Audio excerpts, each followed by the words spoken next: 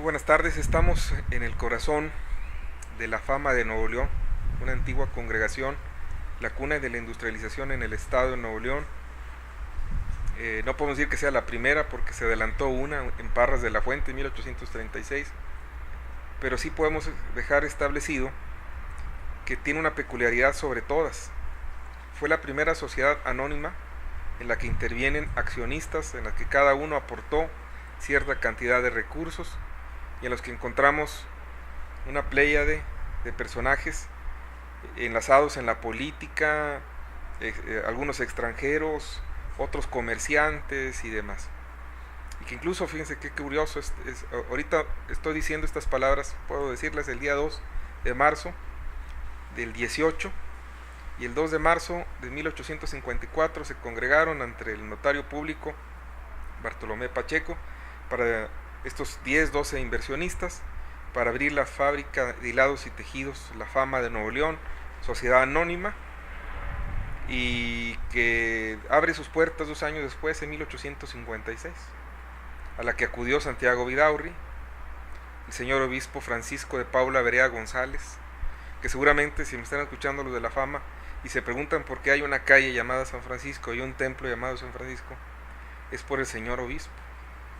Y que también me da mucha risa, porque a veces se me enoja la gente de La Fama cuando les digo que el patrono de La Fama, el original, no San Vicente de Paul, es el patrono de los marineros, un eremita italiano, San Francisco de Paula.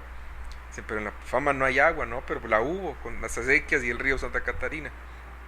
Pues vino el señor Francisco de Paula Berea, inauguraron y le ponen La Fama de Nuevo León para diferenciarla de otra fábrica muy grande que hubo en la Ciudad de México llamada La Fama Montañesa en Tlalpan, que tienen desde el punto de vista, si ponemos un paralelismo histórico, así como nosotros tenemos pueblos hermanos, el Porvenir en el Cercado, La Leona en San Pedro Garza García, resulta que La Fama tiene una hermana mayor que está en Tlalpan, en la Ciudad de México, y me da la impresión de que le pusieron La Fama de Nuevo León para diferenciarla de La Fama Montañesa, que es la que está en la Ciudad de México. Entonces, en esa perspectiva debemos de considerar muchas cosas. Una, es la primera sociedad anónima, empiezan a tratar o elaborar mantas, cotones, mezclillas, que tienen bastante, fueron muy apreciadas en el mercado. Eso nos hace suponer una cosa y se les voy a sintetizar lo más que pueda para no cambiar la intención de esta grabación. Desde tiempos inmemorables la gente de Nuevo Reino de León se dedicaba a la elaboración de mantas y cobijas y todas esas ondas, porque había algodón, pero salía muy caro. Si ustedes van a Saltillo y allá les venden los harapes, resulta que esas prendas, las frazadas que llaman, o los hechizos, porque eran hechos a mano por las damas, fíjense qué bonito, costaban un dineral y se vendían en Chihuahua, en Durango, en Coahuila, en muchas partes de la República. Entonces, cuando se fijan los tratados de Guadalupe Hidalgo en 1849, hubo mucho contrabando de mercancías, llegaban muchas telas procedentes de la Luisiana, de Inglaterra, de Texas, y le dieron en la torre al comercio regional.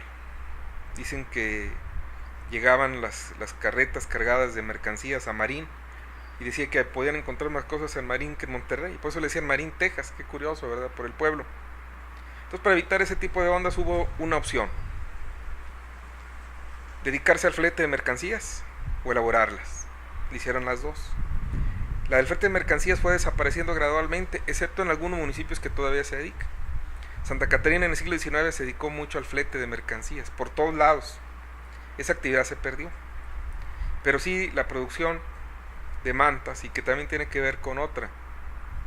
El origen de estas plantas textiles, la Estrella de Parras de la Fuente en 1836, La Fama Montañesa, en 1872 el Porvenir con don Valentín Rivero y Gregorio Zambrano, que fueron también accionistas de esta, y en 1874 Roberto Lau y Andrés Martínez Cárdenas con Ezequiel Estil, que también es fundador de La Fama, hicieron las primeras 4. Hubo una que no funcionó en Monterrey, por eso decían que cómo era posible que Monterrey, la capital industrial de México, no tuviera plantas, pues cerró. Y la más grande y la más importante en su tiempo llegó a ser la Fama, hasta que gradualmente empezó a ceder. Al Porvenir le pusieron mucha lana, se convirtió en la más importante de las tres. La Leona estaba chiquita, la Fama estaba así. Cuando Roberto Lau vende la Leona en 1899 a la familia Cantú Treviño, la Leona se va para arriba y la Fama quedó en tercer lugar. Pero hacían concursos y se iban a Nueva Orleans y qué sabe dónde, y resulta que ganaban medallas y le iban bastante bien y eran muy apreciadas. Es más, ahí les va un detalle. La Leona abrió un taller de blanqueo de telas, no en San Pedro, sino aquí en Santa Catarina, que ahora conocemos como El Blanqueo, que está en la colonia Protexa y la colonia Montenegro, seguramente es el Museo Industrial El Blanqueo. Pero de qué llegar es que con el contrabando y el proceso separatista del norte y del sur en Estados Unidos, hubo un pleito y los estados del norte impidieron que vendieran el algodón hacia Inglaterra y no hubo más remedio más que acomodarlo en el noreste, y las que se beneficiaron fueron la Leona, el Porvenir y la Fama, obviamente, también la de Parras, y empieza la producción. Es curioso que esos 12 inversionistas después los vemos que participan en 1890 cuando abrieron la cervecería Cuauhtémoc, la fundidora de Fierro y Acero de Monterrey. Incluso Gonzalitos dice muy claramente: la industrialización surge cuando se establece la Fama. Por otro dice no, fue cuando se estableció la Leona, porque es cuando otro dicen que fue cuando el ferrocarril. Yo creo que son una serie de hechos concatenados en el transcurso del tiempo que nos dan los orígenes de esta población tan interesante, y que de una u otra manera, digo, aquí estaba Manuel María de Llano, por eso la calle M. de Llano, estaba una familia Asada, que después ellos invirtieron para la siguiente segunda etapa industrial, que comienza con la cervecería en 1890. El padre José Ángel Benavides, que era canónigo de la catedral, fue párroco de aquí de Santa Catarina un tiempo, dejó una casona impresionante en Allende. Estaba don Gregorio Zambrano, don Antonio Muguerza, Ezequiel Estil, que de todos era el único, a pesar de que era el gringo, resulta que era el único que vivía aquí, y aquí se casó con Carlota Fuentes Durán, y un yerno de él, Miguel Zaragoza, sobrino de Ignacio Zaragoza, fue alcalde de Santa Catarina y fue gerente de la fábrica de hilados y tejidos. Entonces la Fama se consolida en ese proceso de formación industrial regional, pero hay un problema. En 1896 la Fama se quemó y ya eran pocos los accionistas que vivían, entre ellos Antonio Muguerza. Consiguen que hagan una exención de impuestos y como una manera de protección comienzan a construir las casas que están en los alrededores. Si ustedes se fijan y van al edificio, la fábrica vieja es la que está en el centro, es la fachada, que ya está incompleta lamentablemente, pero ahí están las fechas. Y hay una serie de casas en los alrededores, y con el portón, que es donde empieza la leyenda de que ahí estuvo Pancho Villa, que a uno no les gusta que la platiquen. Ahí sobre la calle de Guerrero, esa se hizo a fines del siglo XIX. Y estos inversionistas ceden para 1913, 1915, la primera pléyade de inversionistas venden sus acciones en favor de los hermanos Cantú Treviño de Sorpresa y Primavera. Era don Manuel Cantú Treviño, que se quedó con la Leona, muere en 1913, era también de los propietarios del Topo Chico, del Porvenir en el Cercado, muere sin familia y en consecuencia su hermano Florentino Cantú Treviño se queda con las dos fábricas. Sufre un accidente. La empresa madre de los Cantú Treviño era la tienda Sorpresa. Hagan de cuenta un Liverpool de ahorita, que estaba en Escobedo y Morelos, por ahí, en la ciudad de Monterrey. Lamentablemente sufre un incendio y les pegó mucho.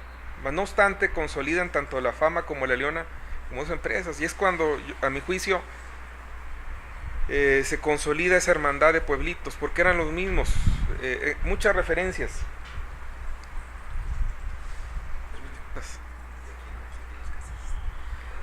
Y entrevisté a un señor, Nemesio Soto, llamado Gumersindo Flores. Hicieron la huelga y lo primero que el señor fue a trabajar y lo primero que ya estás fuera. Pero el viejo era regidor ahí en San Pedro y se llevó 10, 12 hijos y se los llevó para vivir para San Pedro, ¿verdad? Pero el viejito aún todavía tiene todos los objetos. Dice, no es posible. Dice que de buenas a primeras, dice, la viejita todavía llora, dice, así como llegó. Dice, ¿ahora qué vamos a hacer? Todos así en hilerita, ¿verdad? Ya una estudiando maestra, luego otra medicina que era peor, ¿verdad? Más caro. Pero todos se graduaron, pero sí, con la tiendita, y él trabajaba en basura. Después de ser dirigente aquí. Pero sí. ¿Sabes? Del templo. Sí, la parroquia empieza en 59, 70, tardaron 9, 10 años en construirla, pues muy grande, muy bonita. Se hace la separación de Santa Catarina. Dentro de los límites territoriales originales estaba lo que es la López Mateos, lo que era la Leona. Pero había un padre de aquí, un vicentino, que atendía directamente a la Leona. En 1964 abren un colegio, porque ya no cabían allá, entonces abren el famoso Colegio La Fama, que dura como unos 10 años, ¿verdad? Y que también, a un lado, precisamente con las instalaciones donde ahora es un jardín de niños. Y los vicentinos, si allá los apoyaban, los Cantú Treviño aquí se hacían apoyar por don Aurelio y por don Humberto Lobo. Entonces como que también se dan esos piques. La diferencia y que consolida esto como pueblo, de que aquí la gente se asentó porque no era propiedad privada o se fueron deshaciendo de ellos, y allá no. Conforme iban corriendo, pensionando, jubilando los obreros, tumbaban las casas. Entonces hicieron 2 colonias. La famosa colonia nueva, donde llegaron los Dávalos, los Romos y quién sabe cuántas otras familias, y la colonia vieja que desapareció, y que por eso, y luego también en una de esas, que feo, las bardas de sillar, que con eso hacen la barda de la colonia Santa María. Pero regresando aquí a la Fama, aquí eran 2 calles nada más, y esas calles eran obligatoriamente, una de ellas por donde venía la Tarjea, que es la que se convierte en la calle Hidalgo, y la calle Juárez, que era la entrada, y que iba directamente. Terminaban en donde estaba la placita, que se llama Bernardo Reyes, en honor a Bernardo Reyes de 1906, detectado por ahí. Qué curioso que el único monumento que nos habla del centenario de la independencia se hizo en La Fama. Ahí está, todavía afortunadamente no lo han destruido. De todo Santa Catarina. Es el templo original. 1876 lo terminan a fines del siglo XIX. Batallaron mucho para hacerlo, fue originalmente residencia. A los padres no les gustó mucho en un principio, pues chiquito, esa arquitectura típica regional, pero que fue muy interesante, ¿verdad? Y más los colegios, la aportación que hacen los empresarios, la misma gente que siempre fue muy participativa. Prueba de ello es que como el sindicato, a partir del sindicato textil, la 49 Textil, pone a su primer candidato con este señor Hernández Meléndez, y ya no la sueltan hasta el 61, que llega don Librado García, ¿verdad? Estamos hablando de casi unos 3, 4 alcaldes, y luego viene Fidel Ayala, y luego empiezan otra vez 3, 4 alcaldes de aquí de La Fama, hasta que ya la entregaron. El último fue Kiko García Reyes, ¿verdad? Los 70, 76, por ahí, ya la entregan a Memo Garzaluna. Pero casi las decisiones y todo se tomaba aquí. Decían que a veces hacían las carnes asadas o barbacoas en Santa Catarina para alguien de allá, pero resultaba que era para alguien de La Fama, porque al final de cuentas todo se decidía aquí. Y bueno, después vienen otros también identificados con la CTM, pero ya no eran del pueblo, ya los caballeros y esas ondas. Pero aquí lo interesante de esto es que como que era un pueblito paralelo o al margen, a pesar de que era de Santa Catarina, tenía su agua, tenía su propio transporte, la de los Cerrato, tenía sus colegios.